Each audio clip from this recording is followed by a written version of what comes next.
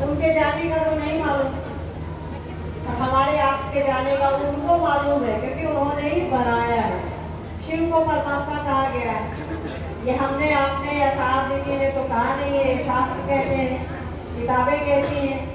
शिव परमात्मा है, महेश्वर है, महादेव है, शंकर है, अवधरदानी है, महागुरु है, गुरुओं के गुरु है, गुराधिपति है, विष्णु गुरु कहा गया है उनको। उससे बड़ा कोई गुरु नहीं है, उनसे बड़ा कोई दाता नहीं है। मानते भी है हम लोग तो उन्हीं से मानते हैं। खुद सोचिए कि सावन में 30 दिन हम आप मात्र 30 दिन पूजा पाठ करते हैं, जो भी करते हैं, हम लोगों को लगता है कि जो मांगते हैं महादेव दे देते हैं। सोचिए जब 365 दिन करेंगे तो क्या नहीं हो जाएगा। और वहां 365 दिन कुछ करने की आवश्यकता नहीं है, बस खाली जुड़ने की आवश्यकता है। शिव के गुरु स्वरूप से जुड़ना है खाली। हे महादेव आप मेरे गुरु हैं, मैं आपका शिष्य हूँ, मुझसे बस यही कहना है और कुछ भी नहीं कहना है।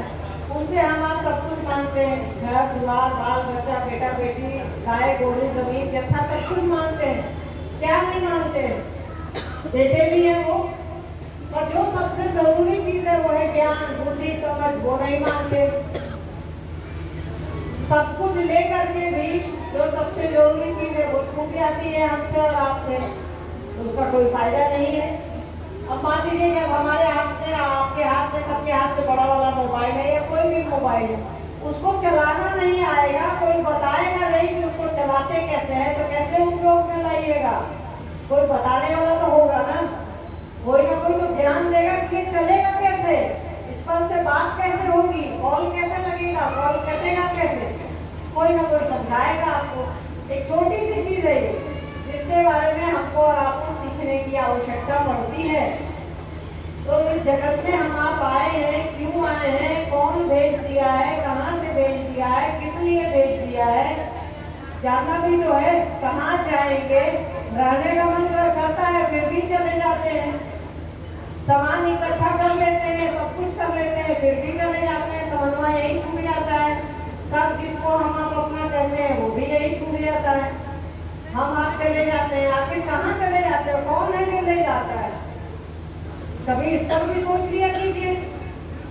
तो ये सब सोचने समझने के लिए गुरु की जरूरत पड़ती है, और शिव से बड़ा कोई गुरु नहीं है, उनको अपना गुरु बनाइए। और ये हमने आपने या किसी और ने नहीं कहा है, ये सनातन है। शिव को सबसे बड़ा गुरु कहा गया है, सारी किताबें कहती हैं।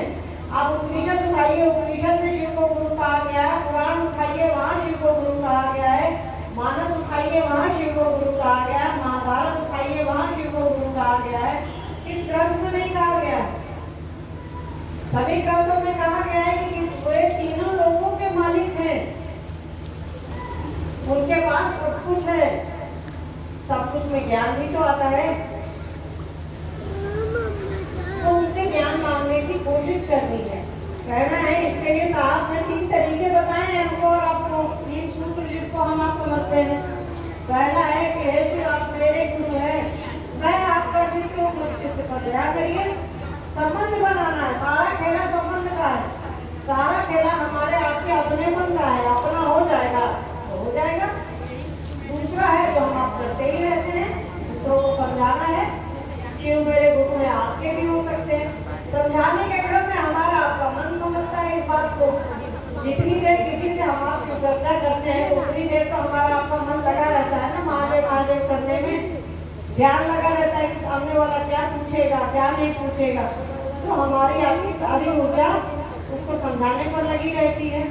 तीसरा है नमः शिवाय से प्रणाम करने की कोशिश करनी है।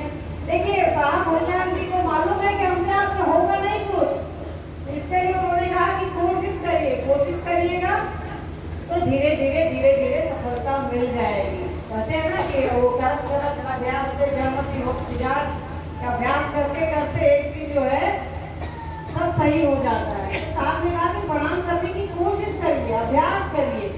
साहब कहते हैं कि एक बार भी किसी को शिव को प्रणाम किसी ने कर लिया तो 2-3 जन्म प्रणाम करने की जरूरत नहीं पड़ती है। तो हमको और आपको इसके लिए कोशिश करनी है, अपने गुरु को प्रणाम हो। और नमः शिवाय उनका मंत्र है, नमः शिवाय का अर्थ ही होता है, शिव